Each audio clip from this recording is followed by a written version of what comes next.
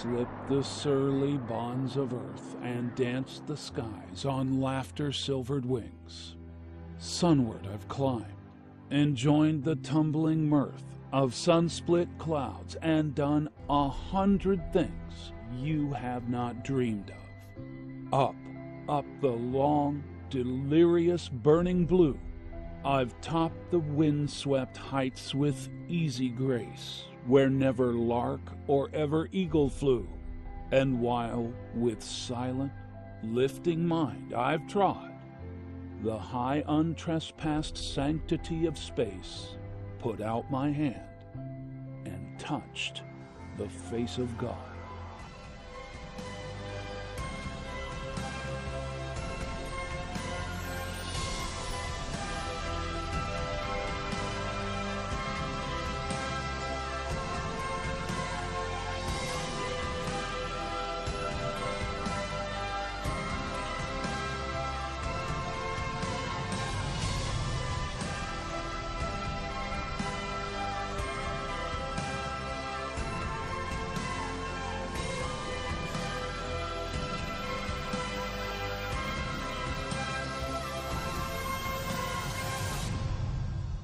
The thing that I liked most about John was he knew ordinary Americans could do extraordinary things.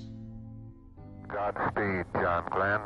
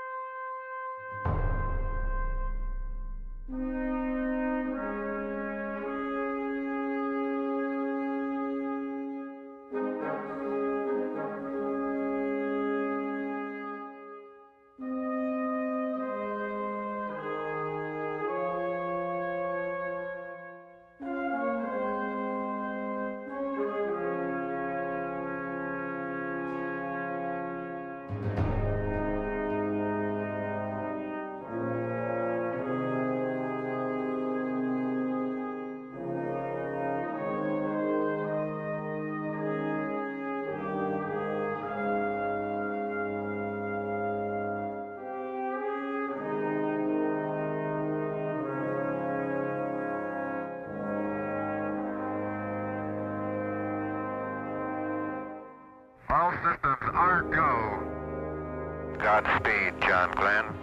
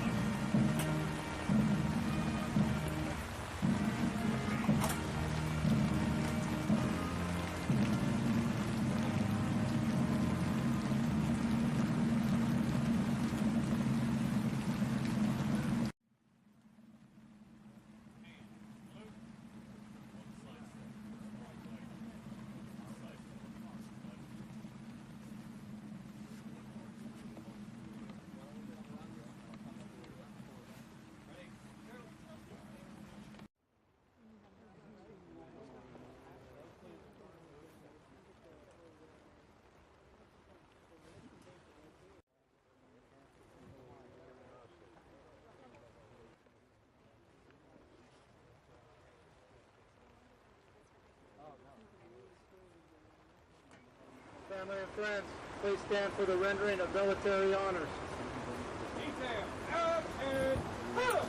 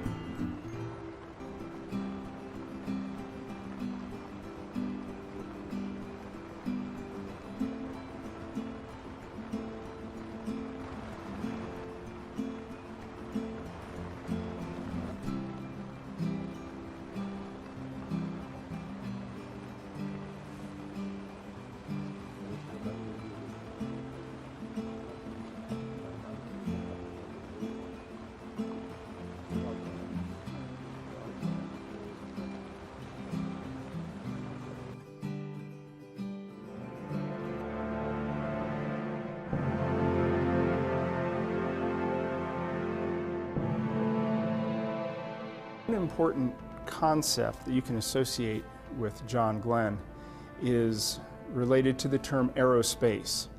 The Air Force coined the term aerospace, but John Glenn was one of those guys who personified the term aerospace. We have some objects associated with his 1962 orbital flight in the Mercury program. Glenn flew aboard Mercury Atlas 6, his spacecraft he named Friendship 7.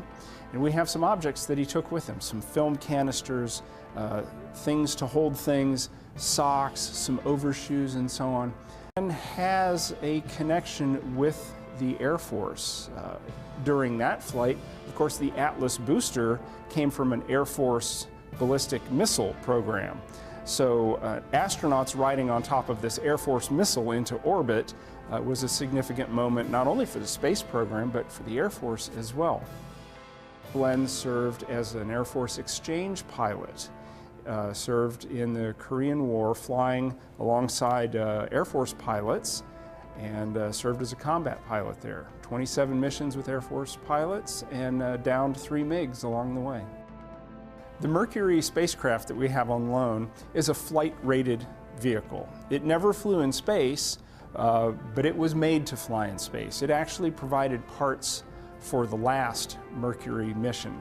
And the things you can learn from looking at this vehicle is, first of all, how tiny it is. This is a tiny little vehicle. The astronaut inside could barely move and didn't really have to move very much, because the purpose of that vehicle was to prove that we could send a person into space, in the case of John Glenn, have him orbit the Earth a couple of times, control his spacecraft, and come back safely.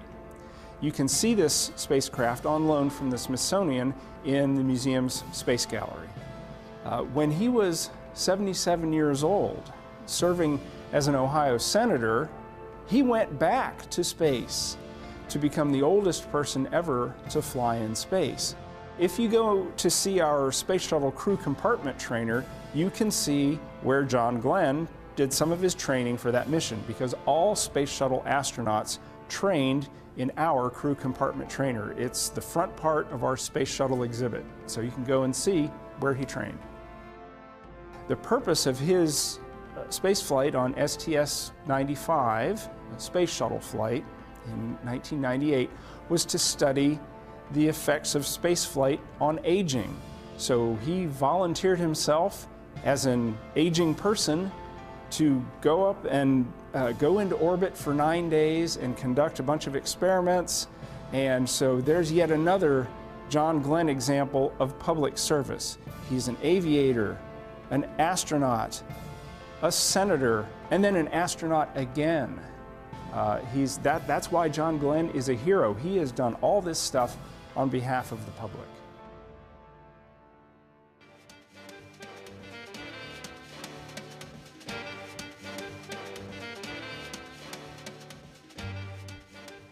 Has a connection with the Air Force. During that flight, of course, the Atlas booster came from an Air Force ballistic missile program.